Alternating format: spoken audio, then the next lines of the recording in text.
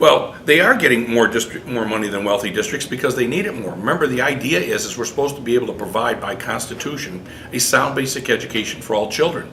Unless there's some significant amounts of money provided to poor districts where they cannot raise it on their own. If they're poor because they have no money, they have no property value, they don't own a lot, there's not a lot to tax, there's very little commercial and industrial property, there's very few businesses there.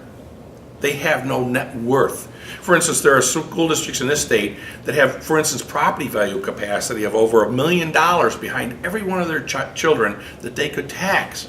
So that allows them capacity to gain money for coursework, for reserves, and all types of things to keep that district running. There are other districts in this state that only have maybe $100,000 or less than $200,000 behind every child. There's just absolutely no way they would have the capacity to educate their own children. They must get more. They will need more. Besides that, the research is clear if you look at educational research. It costs more to educate poor children. They're further behind. In many of these communities, we have huge amounts of immigrant populations, huge amounts of poverty that we've got to battle. What we're starting to see now, though, is that despite this poor getting more money than the rich, we're starting to see the demise of pre-K and kindergarten because the amount that's going to the poor districts is still insufficient.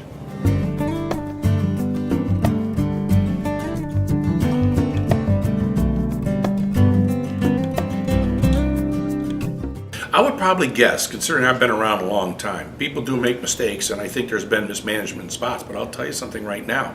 At least in our 360 members, and I've scanned most of their data, I would be hard-pressed to find financial mismanagement. If there's any mismanagement, it usually comes in the terms of well, they put this under the wrong code, and this number was wrong because it should have been put in this account, or they didn't have the treasurer log this in right with the assistant superintendent or the business official because there's not a separation of duties. And a lot of those things occur because they don't have enough people to separate the duties. So when they speak this broad brush approach that there's major problems with the economics and how people handle their money, the average is deceiving.